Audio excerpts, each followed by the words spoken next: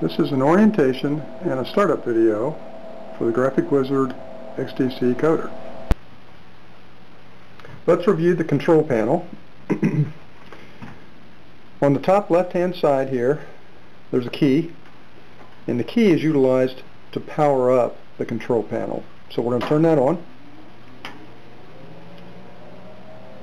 On the right-hand side is your main speed control. That controls the conveyor belt as well as the coder.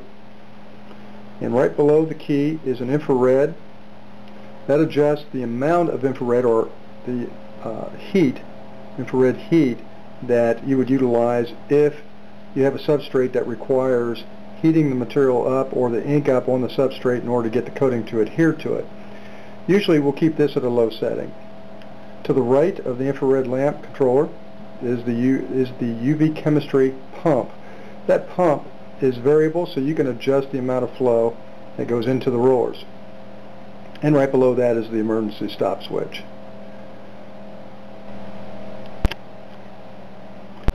Next to the controls that we were just finished looking at is the LCD display.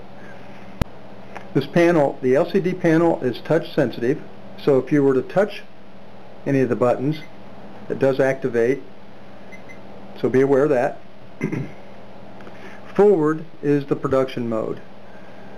So what we would want to do is, if we're starting the machine, we would place this in action, so we would push our forward button. If we have a paper jam, and the way you can stop that is just push it again. If we have a paper jam and or we're cleaning, we would utilize reverse. Once again, you can stop it by touching it again. To the right of reverse is next in the LCD panel, and what we're showing there is the blower delay as well as the blower off delay. That's when you're shutting the unit down.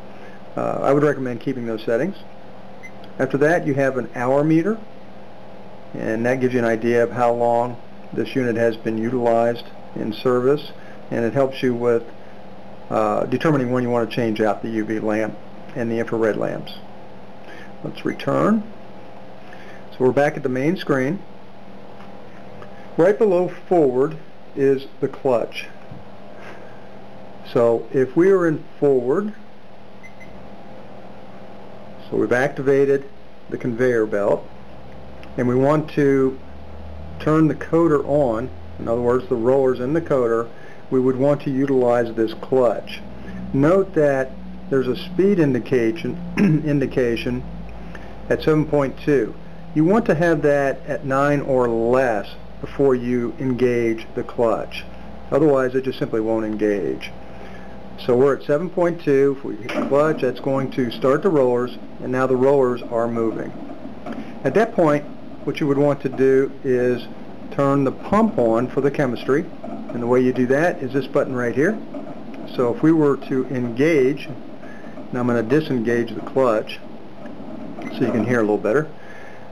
If we engage the pump, then what that's going to do, it's going to pull chemistry out of the container at the bottom, in the bottom of the machine, and pull chemistry up on top of the rollers, and that's how you feed the coder with the chemistry.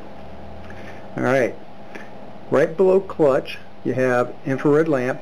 That turns the lamp on, the infrared, which is utilized if you have a substrate that is difficult to adhere to, the chemistry to adhere to, then you can turn that lamp on, and what that will do is heat up the substrate so you have better adhesion.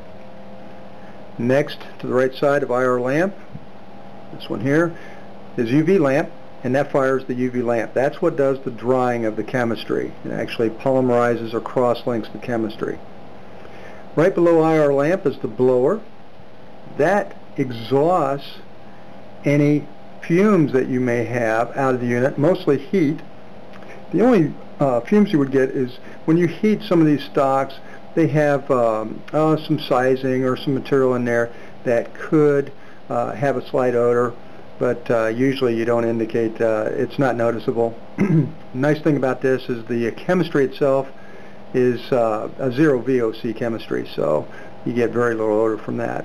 To the right side of the blower is the emergency stop, like the one that we showed you on the right hand side of the control panel. Now note All of this information is available in your manual as well.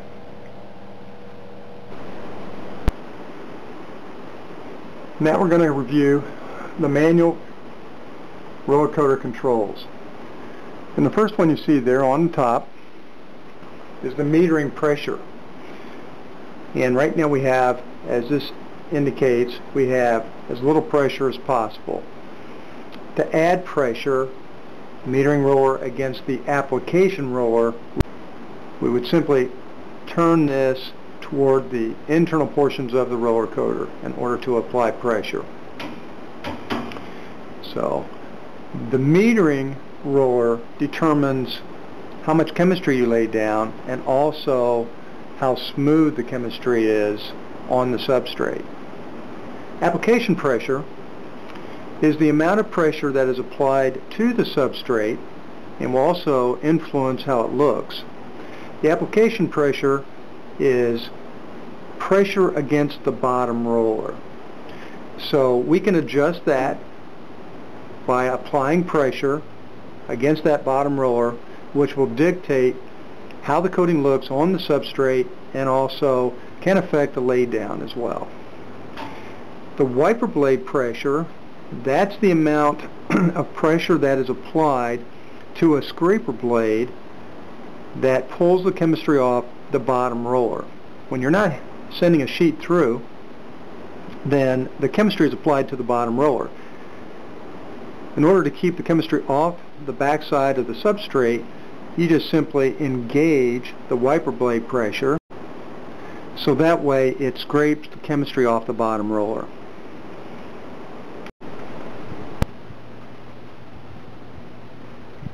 Now let's take a look at the coater. We're going to lift the lids, that way you can see it a little better.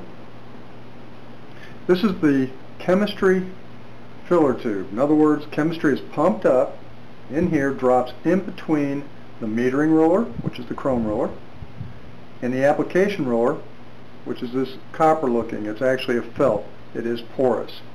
Chemistry drops in between those two and creates a bead, and you want that bead approximately a ½ inch wide in between the metering roller and the application roller.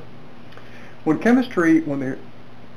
the coater is running, the chemistry drops into and in between those two rollers, flows in between there down to the bottom roller, and then into a bottom panel, and then that bottom panel is recirculated, goes back into the tank and recirculated up. So it's a recirculating system. The only time that you're using chemistry is when you're running stock or coating stock. The way you make adjustments on this is we showed you earlier as far as the mechanical adjustments with the rollers. So if we were to adjust the metering roller against the application roller, you'll see that we're simply moving this in toward the application roller and applying pressure against it, so it actually touches it, applies pressure. What you want to do is apply enough pressure where you have a nice smooth coating on that roller, on the application roller. So we can adjust that accordingly. We can adjust the height of the application roller against the bottom roller with a mechanical control that we showed you earlier, and we would want to adjust that until we see on the application roller, once again, a nice smooth coating. Also, the reason we have that adjustment is it depends on the stock thickness. So if we have a thicker stock or a thinner stock, either way, we can adjust the height of the application roller to the bottom roller. This is your interlock switch, so with the lid up, the machine will not run. So production, the lid should stay down. The XDC coater comes with a catcher tray. As you can see here, there's a stock, leaves the UV dryer section off the conveyor.